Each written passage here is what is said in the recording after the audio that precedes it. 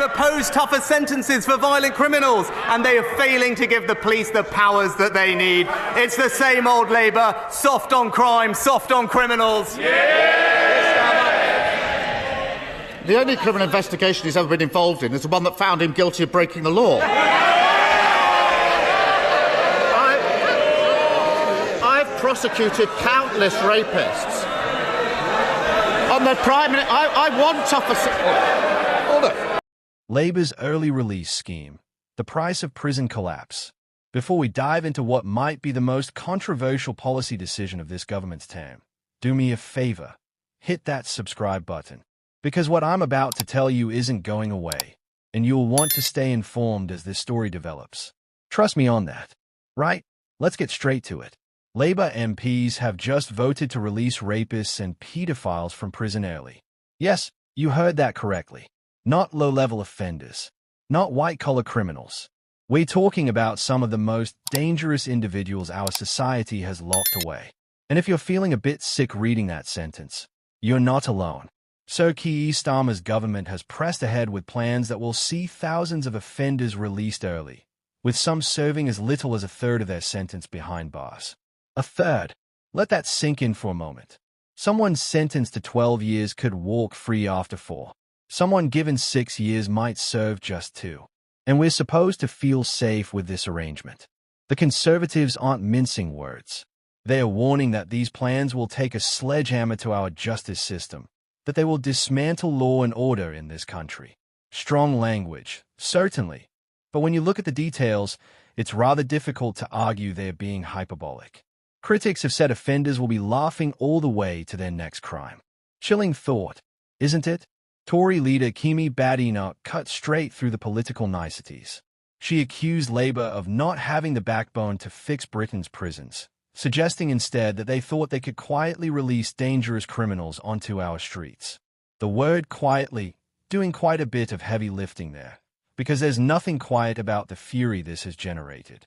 Shadow Justice Minister Keir Mullen went further.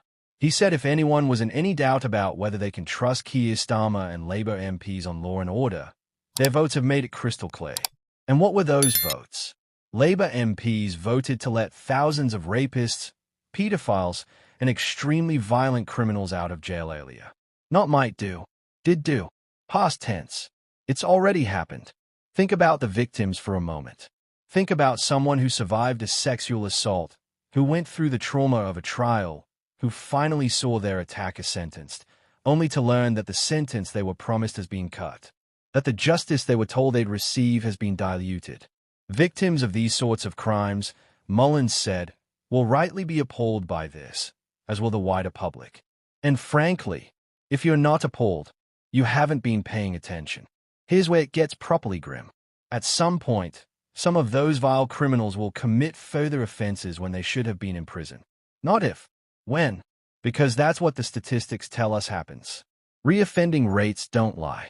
And when that happens, Labour will need to justify what they've done to the victims and their families. Good luck with that conversation. So what exactly are we talking about?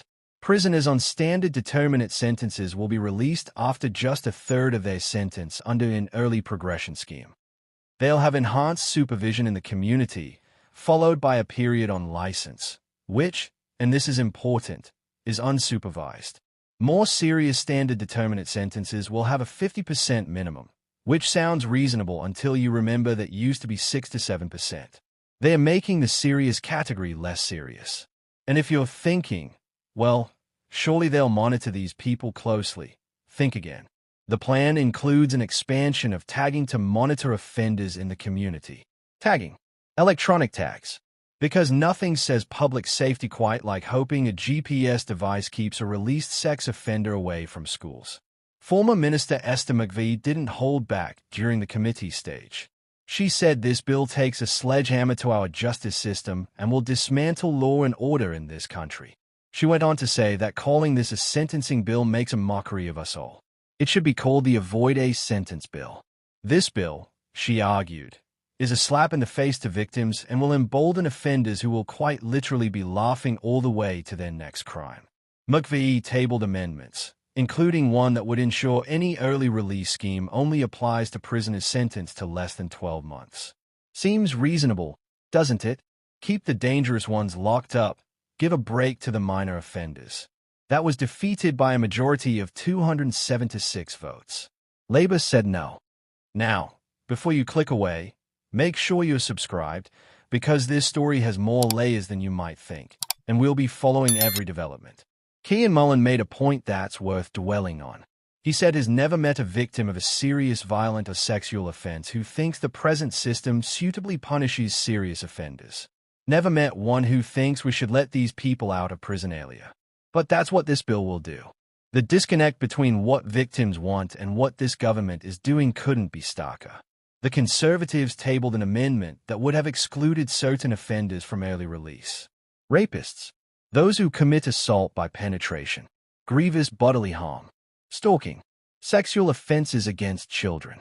Seems like a fairly basic list of people you'd want to keep locked up, doesn't it? That amendment was rejected. MPs voted it down, 182 to 307. Labour said no to protecting victims of these specific crimes. When Kean Mullen asked directly whether rapists or paedophiles would be released early as a result of this bill, the response from the government side was telling. They said sentencing decisions are for the judiciary. Every single offense in the amendment can be given an extended determinate sentence. In other words, they dodged the question. They pivoted to talking about the situation they inherited, about running out of prison places, about the most serious offenders not facing prison at all. And that's the crux of their argument, isn't it? We had to do this because the prison system was about to collapse.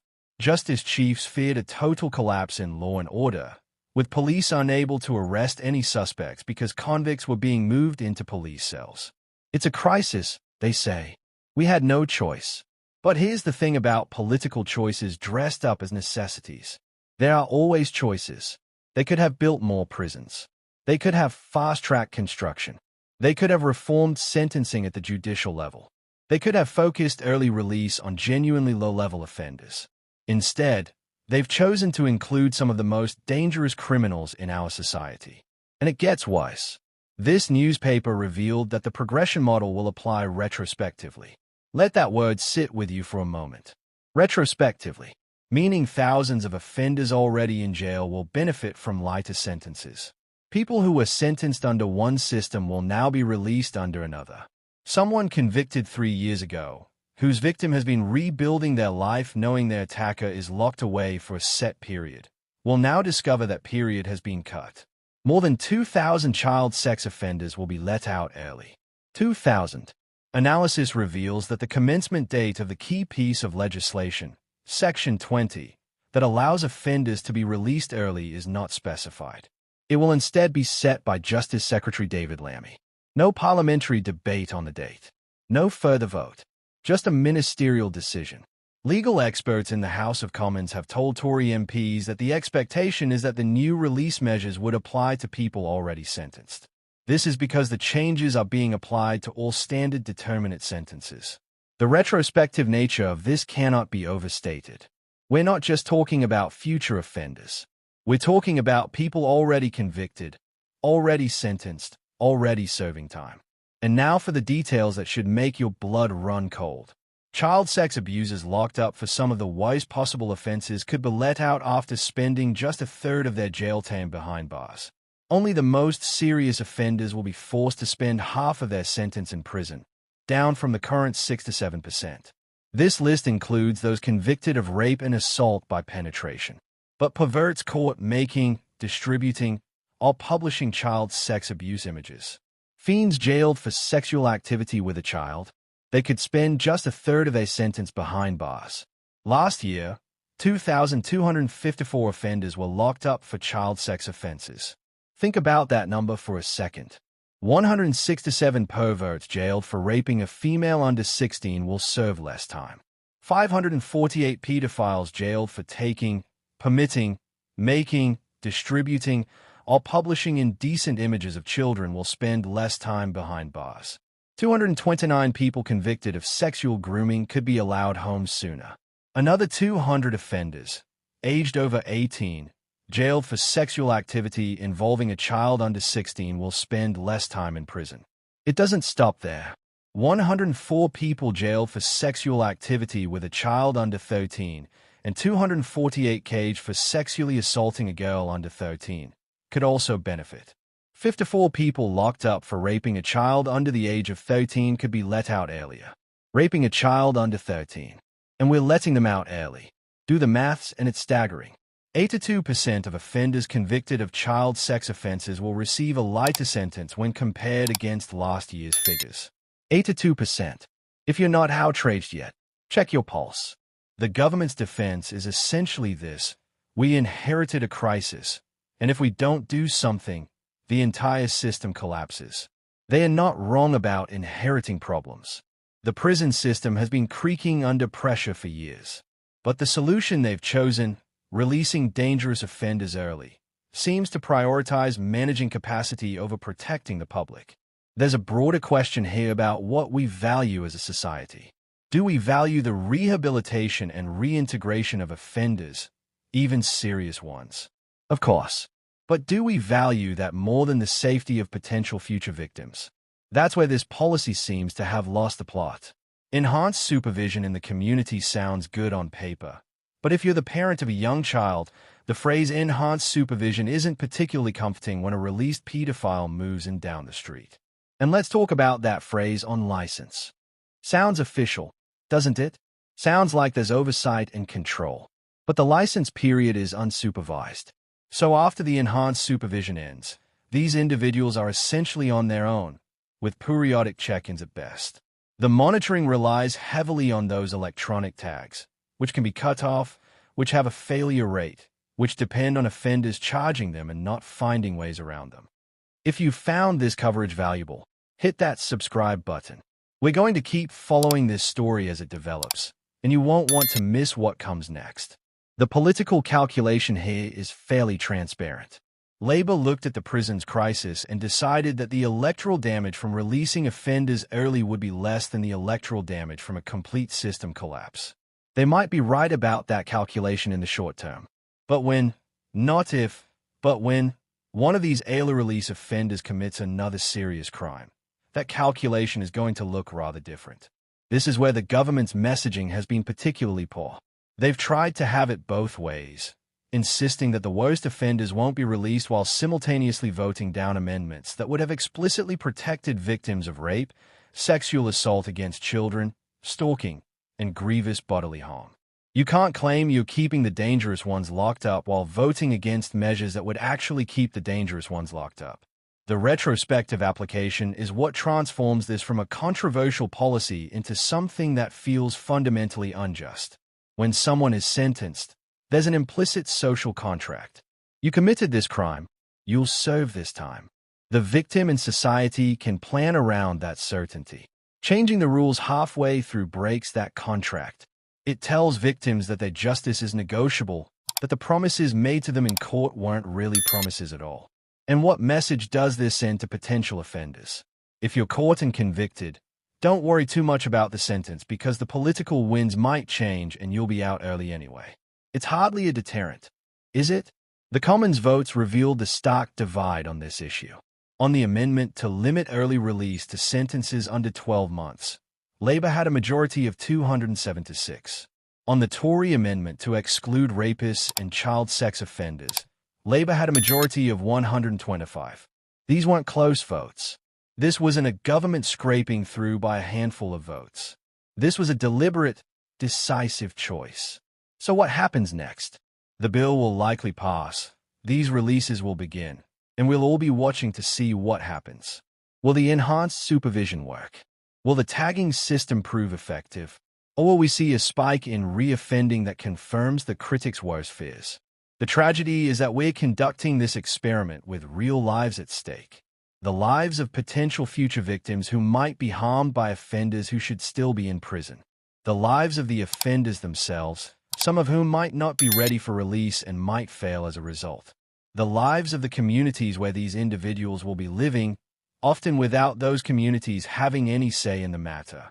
This is what happens when crisis management overtakes considered policymaking. When short-term political survival trumps long-term public safety. When capacity issues in the prison system become an excuse for reducing sentences for some of the most serious offenders. And make no mistake, this is a uniquely Labour decision. The Conservatives laid out clear alternatives. Keep the early release scheme, but limit it to minor offenders. Exclude rapists and child sex offenders explicitly. These weren't radical proposals. They were common-sense amendments that would have balanced the capacity crisis with public safety concerns. Labour voted them all down. The final point worth making is about trust. Trust in the justice system is already fragile. Victims often don't report crimes because they don't believe anything will happen. When they do report, when they go through the trauma of a trial, when they see their attacker sentenced, they're told that justice has been done. Now they're being told that justice has been done. But actually, we're going to cut that sentence short because we need the space. How is anyone supposed to have faith in that system? Right, we've covered a lot of ground here. And if you've stuck with me this far, I appreciate it. This is the kind of story that requires detail, that requires understanding the full scope of what's being proposed. The sound bites don't capture it. The political spin certainly doesn't capture it. You need to see the numbers, see the votes, see the types of offenders we're talking about to understand what's actually happening. This policy will have consequences. Some of them we'll see immediately. Some will emerge over time. But there'll be real consequences for real people. And Labour MPs who voted for this will have to own those consequences when they come. Make sure you're subscribed to British News Blog, because we're not letting this story go. We'll be tracking the releases, monitoring the reoffending rates, and holding this government accountable for the choice they've made. This isn't the last you'll hear about this from us, not by a long shot. Hit that subscribe button, stay informed, and we'll see you in the next one.